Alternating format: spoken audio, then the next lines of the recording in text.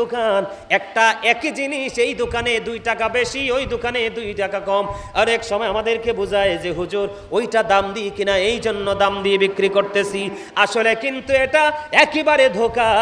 আমি যে বলেছি, আল্লাহ বলেছে বান্দা, আল্লাহ বান্দার উপর জুলুম করে না, বান্দা নিজেই নিজের উপর জুলুম করে।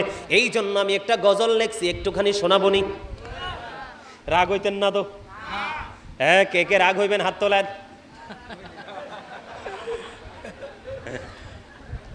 জুলুম যারা করেলা বন্ধু, গভীর মন দিয়ে, এটা আমি করোনাতে লিখেছি, কারণ অনেক ধনী লোকের অত্যাচারের শিকার হয়েছে গরিব মানুষ। কথা বলে না কেন? তখন ওই করোনা কালে 2019-এ আমি এই গজলটা লিখেছি। যারা আমার আলোচনা শোনেন অনলাইনে, নিশ্চয়ই কেউ না কেউ পেয়েছেন। জুলুম যারা করেলা বন্ধু, হারাইলা দুকুল, জনম জনম কে দিও তোমার হবে না মাসল। একবার ভেবে দেখো না তোমার কোথায় ঠিকানা, একবার ভেবে দেখো না তোমার কোথায় ঠিকানা। এখনো তো আছে সময়, এখনো তো আছে সময়, বুঝো তোমার ভুল। জনম জনম কে দিও তোমার হবে না মাসল। বৃষ্টি যখন আসে বন্ধু, শীতল মরুভূমি, ঠিক কিনা বলেন? এখনই তো বৃষ্টি এসেছে, পুরো পরিবেশটা ঠান্ডা হয়ে গেছে, ঠিক কিনা বলেন? এটা জাস্ট একটা মেসাল। পরের কথাগুলো খেয়াল করেন। বৃষ্টি যখন আসে বন্ধু, শীতল মরুভূমি, তওবা করো ক্ষমা পাবে বলে গেলাম আমি। তার মানে বৃষ্টি আসতে যেমন গরম দূর হয়ে যায়, প্রশান্তি চলে আসে, ঠিক তেমনি ভাবে তুমি যদি তওবা করতে পারো, অতীতের গুনাহগুলি আমার আল্লাহ মাফ করে দিবে। আলোর দিকে তুমি হাঁটতে শিখতে পারবা, ঠিক কিনা বলেন? বৃষ্টি যখন আসে বন্ধু, শীতল মরুভূমি, তওবা করো ক্ষমা পাবে বলে গেলাম আমি। তোমার জীবনে মোহনা কোথায় সে তো জানো না, তোমার জীবনে মোহনা কোথায় সে তো জানো না। ক্ষমা যদি না পাও বন্ধু, ক্ষমা যদি না পাও বন্ধু, পাবে না তো কুল। জনম জনম কে দিও তোমার হবে না মাসল। মারহাবা। পরের কথাগুলো আরো মজার, অনেক লম্বা গজল, শুনবেন, অনলাইন থেকে শুনবেন বের করে। নীরব সময়, ক্যাশবেসের মধ্যে নয়, শান্ত সময়। আপনারা বলেন প্রত্যেকটা জায়গায় গেলে ঠকতে হয়, ঠিক কিনা বলেন? এটা হলো এক ধরনের জুলুম। কিসের জুলুম? আরেক ধরনের জুলুম হলো আপনাদের শহরে যখন গোডাউনে মাল ঢুকে, কি ঢুকে, আবার অনেক সময় অনেক কোম্পানির সাপ্লায়ার আছে না নাই? আছে, তাদেরকে আমরা বলি কাজের লোক, শ্রমিক। আরো জোরে বলেন না কেন? ও মাজির আওয়াজ দি কমে গেছে, আবার তা বড় হরি কও না, আরো বড় হরি কও। ঘুমাইলে হইতো না তো, দুনিয়া নষ্ট হয়ে যাচ্ছে। এই ঘুমে কিন্তু আমাদেরকে শেষ করে দিচ্ছে। জাগ্রত থাকতে হবে, কন্টিনিউয়াসলি জাগ্রত থাকতে হবে, ঠিক কিনা বলেন? আরো জোরে। এবার আসেন, শ্রমিক কাজ করে কিনা আপনাদের এরিয়ায়? আরো জোরে। অনেক সময় ছোট ছোট নিম্ন শ্রেণীর দিনমজুরগুলো, তাদের বন্ধু পারিশ্রমিকও অনেক মহাজন দেয় না, সঠিক আছে না নাই? আরো জোরে বলেন, আছে না নাই?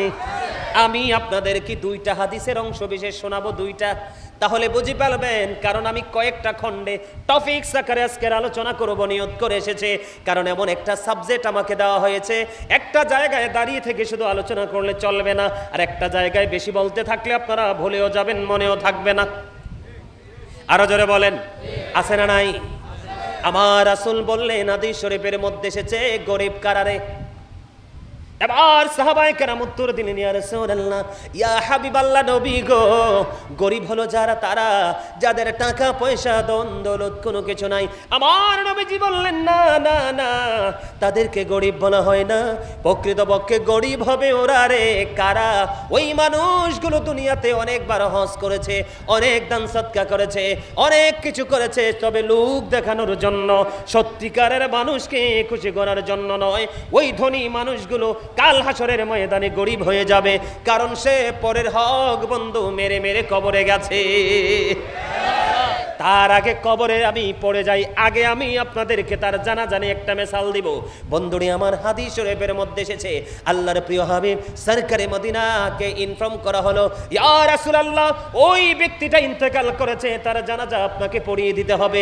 আমার নবীজি সঙ্গে সঙ্গে জানিয়ে দিলেন, ও পাহাড়তলির মানুষ, ও চট্টগ্রাম পাহাড়তলির আমার ভাই, আমার বাবা গো, আমি আমার মা, আমি আমার বোনদেরকে হৃদয় দিয়ে ডেকে ডেকে বলছি, হৃদয়ের জানালা করে শোনো, এই জায়গাটা, ওই হাদিস শরীফটা অত্যন্ত সেনসিটিভ এবং গুরুত্বপূর্ণ।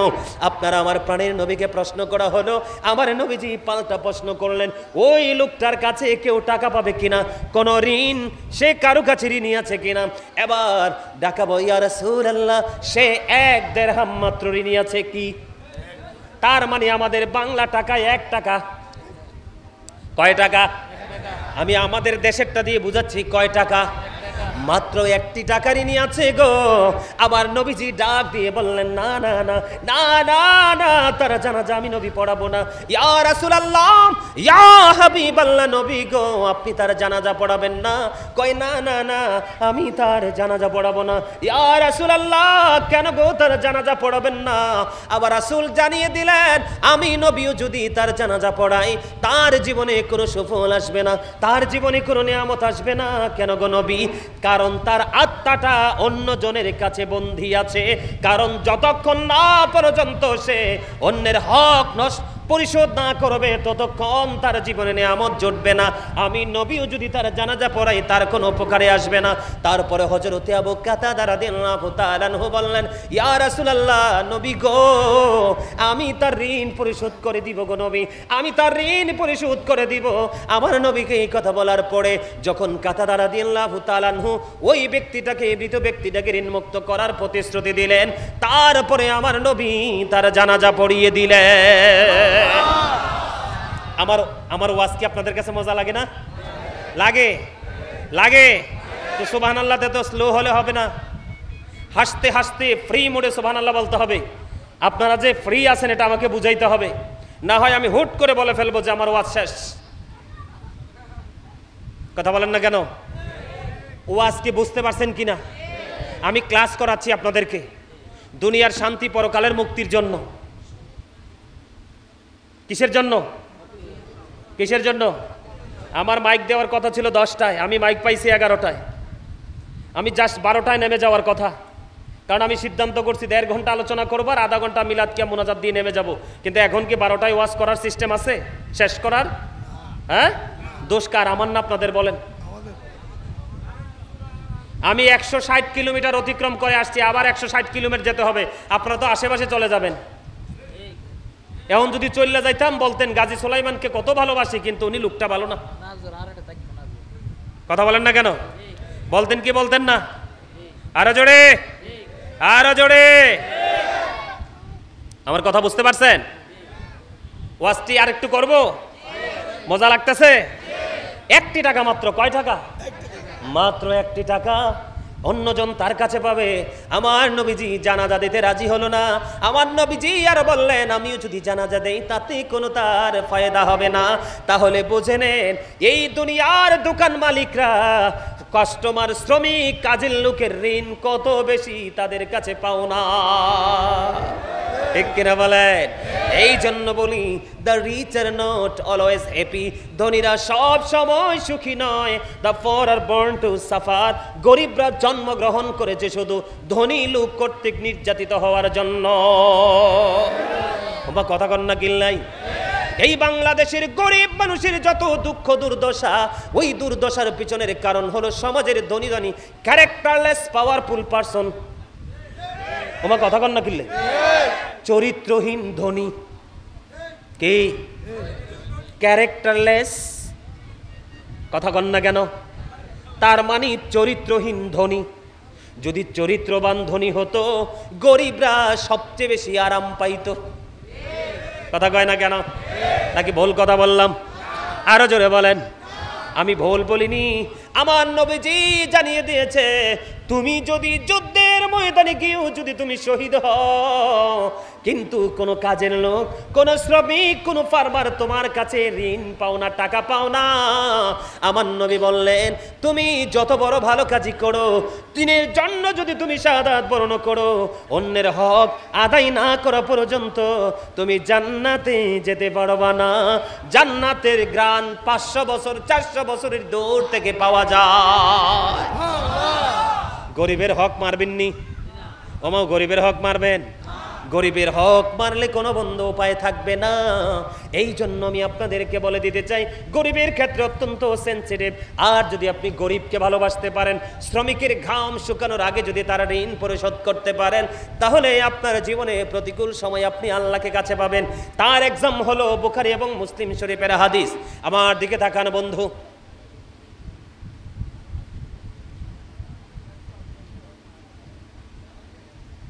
এই কালামিয়া,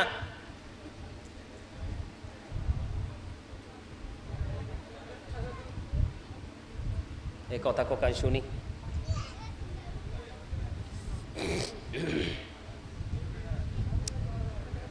অত্যন্ত গুরুত্বপূর্ণ হাদিস, আপনারা মনটা দিয়ে শুনবেন। এদিক তাকান। 3 জন লোক ভ্রমণ করতে গেলেন, বুখারী শরীফের হাদিস। ভ্রমণ করতে করতে করতে করতে বন্ধু তারা সন্ধ্যা হয়ে গেল। পাহাড়ের গুহার মধ্যে ঢুকে গেলেন। কোথায়? পাহাড়ের গুহার মধ্যে ঢুকে গেল। পাহাড়ের গুহার মধ্যে ঢুকতে দেরি, ওই পাহাড়ের চূড়া থেকে বিশাল বড় এক পাথর বন্ধু ধসে পড়েছে তাদের প্রবেশ মুখে।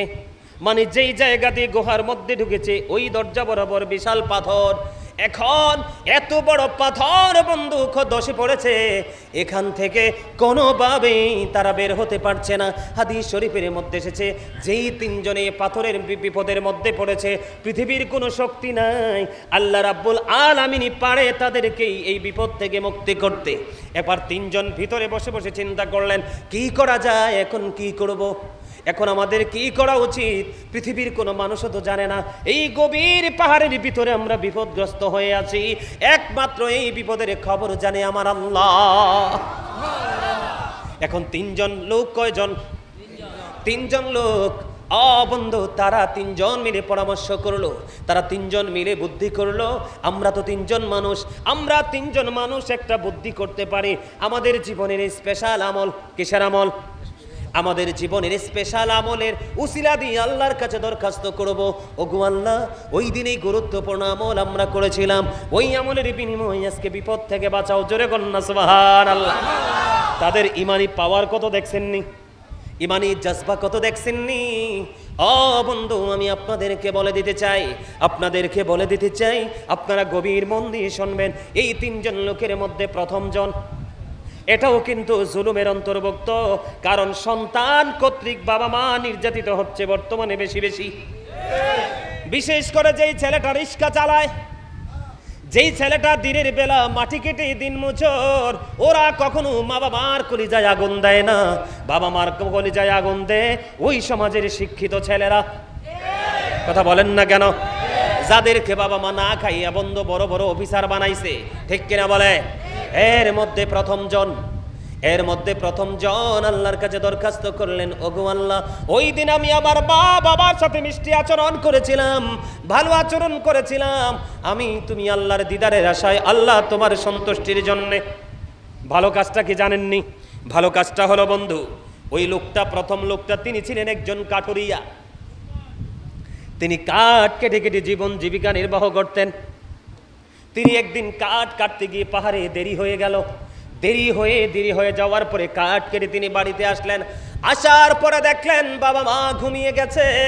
তার একটা দুধের পশু ছিল যার দুধ দহন করত, এই দুধ দহন করান করে বাবা মাকে খাওয়াইতো। কিন্তু তিনি আজকে এসে দেখলেন বাবা মা ঘুমিয়ে গেছে, ওই পশুর দুধ দহন করতে পারলো না। তিনি পশুর দুধ দহন করলেন। দুধ দহন করার পরে পাত্রটা হাতে নিয়ে দাঁড়াইয়া রইলেন। ওই দুধ দহন করার পরে ওনার সন্তান এসে ডেকে ডেকে বলে, বাবা বাবা গো, তুমি দুধ দহন করেছো, আমাকে একটুখানি দুধ দাও, আমি দুধ পান করব। কিন্তু ওই কাঠুরিয়া ডেকে ডেকে বলে, না না না, আমি প্রতিদিন দুধ দহন করার পরে আমি সবার আগে আমার মা বাবাকে খাইয়ে দেই। আজকে এসে দেখলাম আমার মা বাবা ঘুমিয়ে গেছে, তুমি আমার সন্তান হতে পারো, কিন্তু আমি আমার বাবা মাকে দুধ না খাওয়াইয়া আমি তোমাকে দুধ দিতে পারবো না। জোরে জোরে কন্যা সুবহানাল্লাহ। আর এখনকার ম্যাক্সিমাম সন্তান মা বাবা দেখবে এই জন্য লুকাইয়া বিবির কাছে দেয়।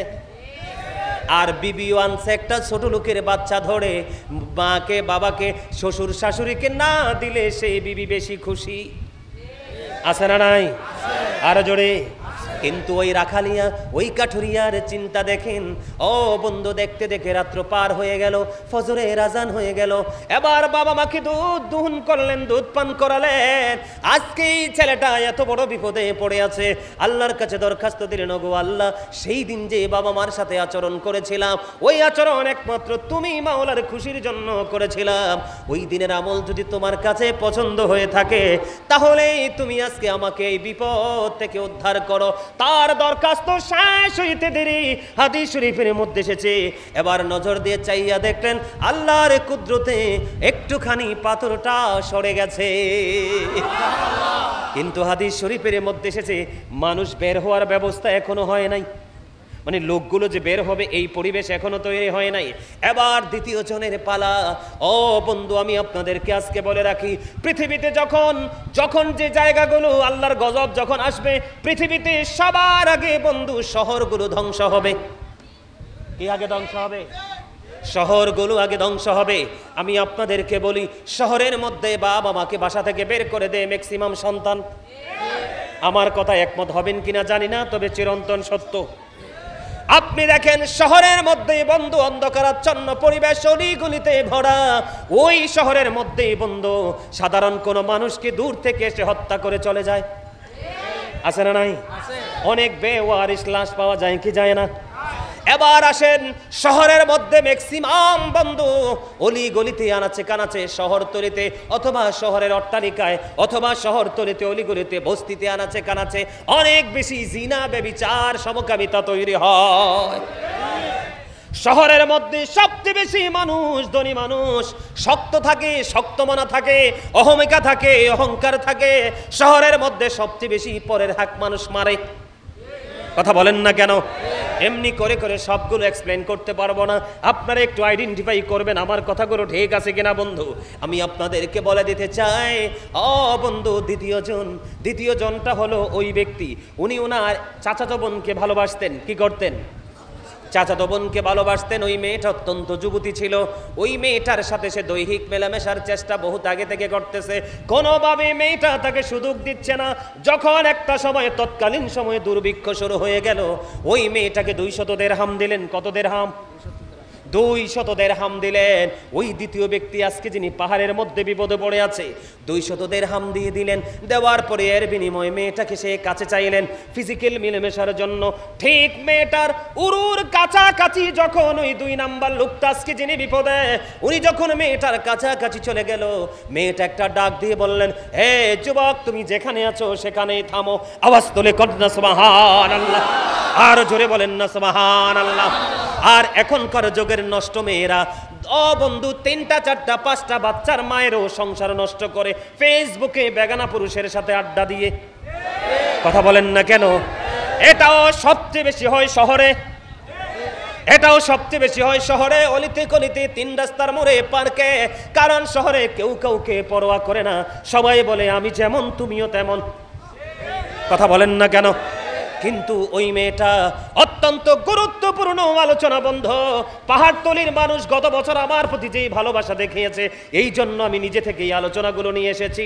কারণ আমি আজকে যে আয়াত তেলাওয়াত করেছি, আলেমরা বুঝতে পেরেছে আমি একটা আয়াত তেলাওয়াত করেছি।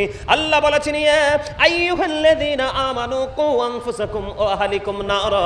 আবার আল্লাহ বলেছেন, O believers, save yourself and your families from the fire. Allah ইমানদারকে রেখে বলেছেন, তুমি জাহান্নাম থেকে বাঁচো এবং তোমার পরিবারকেও জাহান্নাম থেকে বাঁচাও। আমি আজকে আপনাদের কাছে এসেছি আপনাদেরকে বাঁচানোর জন্য। আওয়াজ তুলে বলেন আমিন। আরো জোরে বলেন আমিন। বন্ধুরে আমার, আমি আপনাদেরকে বলে দিতে চাই, এবার কি করলো দেখেন। ওই ছেলেটা যখন মেয়েটার একবারে উরুর কাছাকাছি চলে গেলেন, এটা কিন্তু সিহাসিত্তার অন্যতম হাদিস গ্রন্থ বুখারী শরীফ থেকে এসছে হাদিস খানা। এবার মেয়েটা বললেন, এই যুবক, তুমি যেখানে আছো সেখানে থামো, আর একটু আমার দিকে এগোবে না। কেন রে, কেন তোমার কাছে আমি এগোবে না? এবার মেয়েটা ডাক দিয়ে বললেন, আমাকে যিনি বউ করে ঘরে নিয়ে যাবে, আমার সতীত্ব, আমার ইজ্জত রক্ষা করার দায়িত্ব আমার স্বামীর জন্য, এটার হক যিনি আমার স্বামী হবে একমাত্র তিনি। আরে জোরে জোরে কন্যা সুবহানাল্লাহ, আরো জোরে বলেন না সুবহানাল্লাহ। এবার ছেলেটার বিবেক কি উঠলো, জাগ্রত হয়ে গেল। এবার ছেলেটা কি করলেন, ওই মেয়েটাকে ছেড়ে অনেক দূরে চলে আসলেন। চলে আসার পরে মেয়েটাকে একটা ডাক দিয়ে বললেন, আমি তোমাকে 200 দিরহাম দিয়েছি, আমি যে তোমাকে 200 দিরহাম দিয়েছি, আমি তোমাকে ওই 200 দিরহামের দাবিও মাফ করে দিলাম। এই ছেলেটা এই কথা বলে এখান থেকে চলে গেল। সুবহানাল্লাহ বলেন না। এই ছেলেটা যখন যুবতী মেয়েটাকে ছেড়ে যখন চলে গেল, ওই ছেলেটা আজকে বিপদে পড়েছে। ওই যে 3 জনের মধ্যে দ্বিতীয় আল্লাহর কাছে দরখাস্ত করার প্রার্থী, এবার এই ছেলেটা আল্লাহর কাছে দরখাস্ত করে দিলেন, ওগো আল্লাহ, ওই দিন আমি সুযোগ পেয়েছি, সুযোগ পাওয়ার পরেও আমি একেবারে নির্জনে মেয়েটাকে কাছে পেয়েছিলাম, আমি চাইলে যা ইচ্ছা তাই আমি করতে পারতাম, একমাত্র তুমি মালার সন্তুষ্টির জন্য আমি ওই সুযোগ পাওয়ার পরেও আমি মেয়েটাকে ছেড়ে চলে এসেছি। ওই দিনের এই আমল যদি তোমার কাছে বেশি পছন্দ হয়ে থাকে গো, তাহলে আজকে আমাকে ওই ভয়ঙ্কর বিপদ থেকে বাঁচাও। এই দরখাস্ত শেষ করতে দেরি, এবার চাইয়া দেখে হাদিস শরীফের মধ্যে এসেছে, পাথরটা আরো একটুখানি আল্লাহর কুদরতে অটো সরে গেছে, কিন্তু এখনো বের হওয়ার রাস্তা তৈরি হয় নাই। জোরে জোরে কন্যা সুবহানাল্লাহ। এরপরে বন্ধু, এবার হচ্ছে আপনাদের ওয়াজ, মূল ওয়াজ, কারণ এটার অপশনে 3টা। 3 নম্বরে আমি চলে এসেছি। 3 নম্বর জন যিনি, ওনার কেমন চরিত্র ছিল জানেননি? উনি এক মালিক ছিলেন, উনি মহাজন ছিলেন। ও বন্ধু, তিনি মালিক ছিলেন, ওনার আন্ডারে অনেক শ্রমিক কাজ করত। কি করত? অনেক শ্রমিক কাজ করত। অনেক শ্রমিক কাজ করতে গিয়ে একদিন একজন শ্রমিক তার বেতন না নিয়ে চলে গেল এখান থেকে। আজকে ওই পাহাড়তলির সমস্ত ব্যবসায়ী, এই পাহাড়তলির সমস্ত মানুষের জন্য এইটুকুই যথেষ্ট, আর বেশি ওয়াজের প্রয়োজন নেই। ওই তৃতীয় ব্যক্তি, তিনার চরিত্রটা কেমন ছিলেন? তিনি ছিলেন এক সময়ের বড় মহাজন। ও বন্ধু, ওনার আন্ডারে অনেক শ্রমিক কাজ করত। একটা সময় একজন শ্রমিক বেতন না নিয়ে চলে গেল। বেতনটা যখন না নিয়ে চলে গেল, তখন ওই মহাজন কি করলেন, আহারে আমি এখন কি করব, তুমি তো আমার কাছে টাকা পাও না, আমি তো তোমার কাছে ঋণী হয়ে রইলাম, তোমাকে আমি কোথায় খুঁজে পাবো? তুমি না জানি কোন অজানা গন্তব্যে হারিয়ে গেছো, আমি কি করব? মালিকের কাছে জবাব দিব। কেমন মালিক দেখেন, কেমন মালিক, কেমন মহাজন।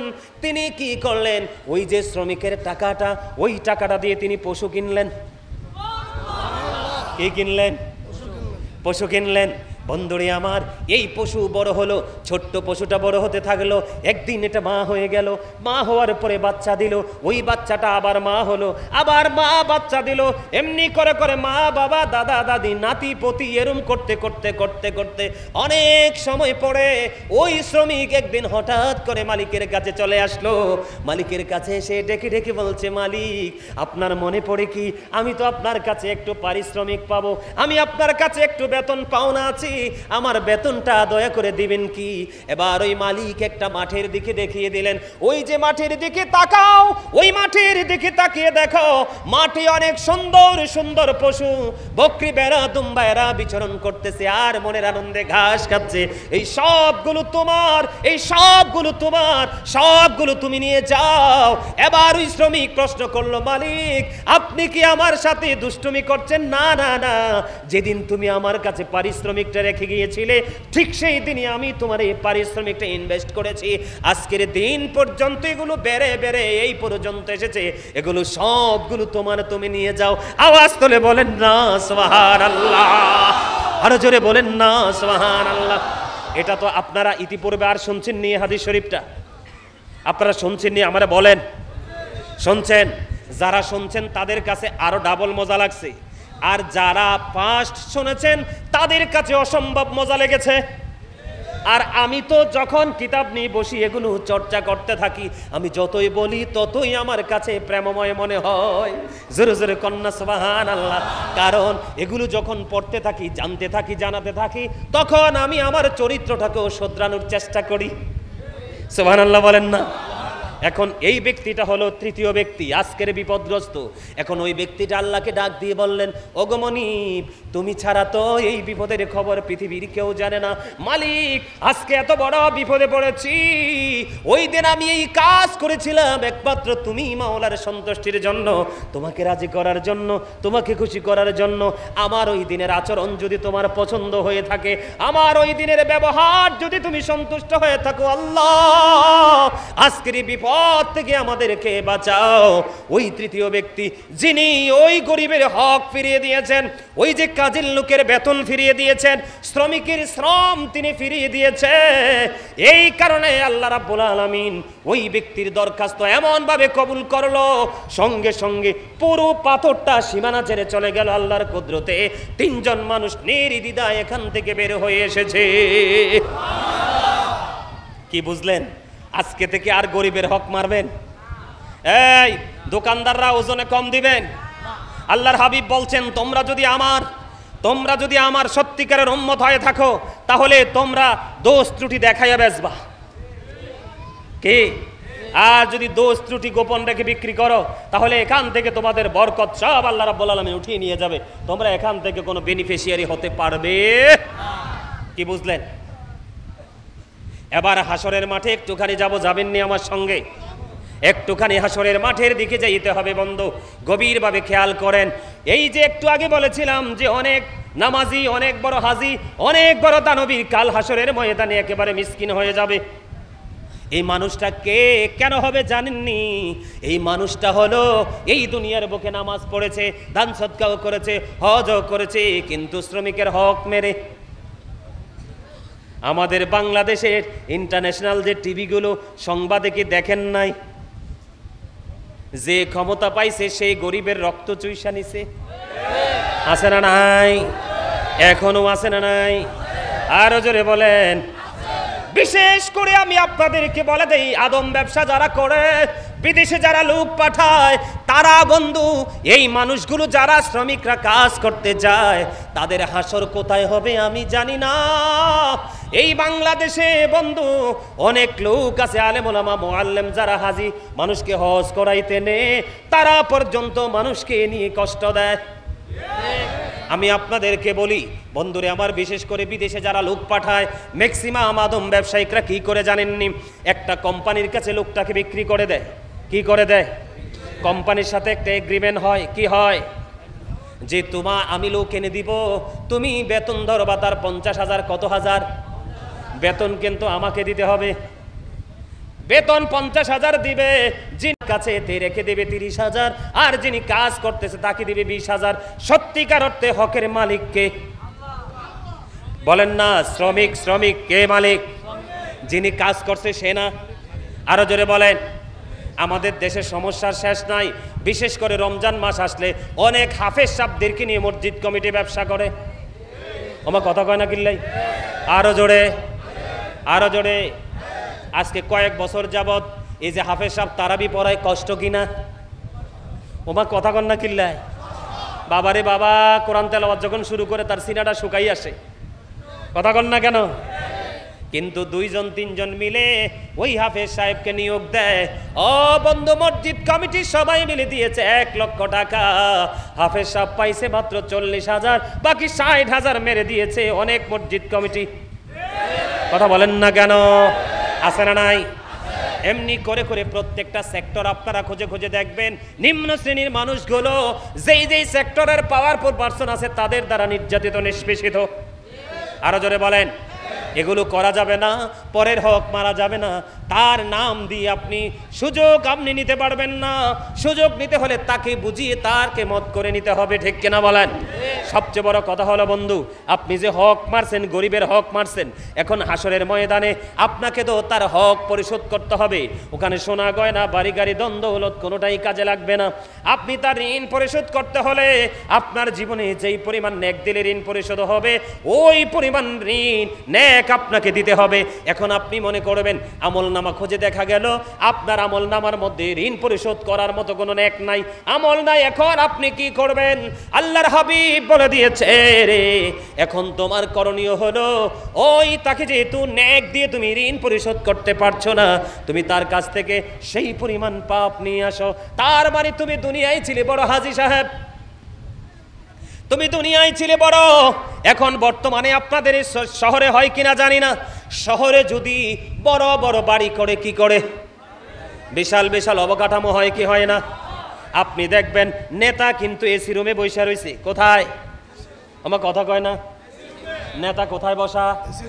এসি রুমে বসা। চেহারা মনে হয় যে টিউবলাইট, কিন্তু ভিতরে একেবারে শয়তানি। কথা কন না কেন? নেতা এসি রুমে বসে আছে, একটা মানুষ 20 বছর সাধনা করে শহরের মধ্যে 1 ঘন্টা জায়গা কিনছে। কথা কন না কেন? আত্মীয় স্বজন পাড়া পড়োশি শুভাকাঙ্ক্ষী থেকে টাকাগুলো নিয়ে 1 তলা ভবন বানাবে।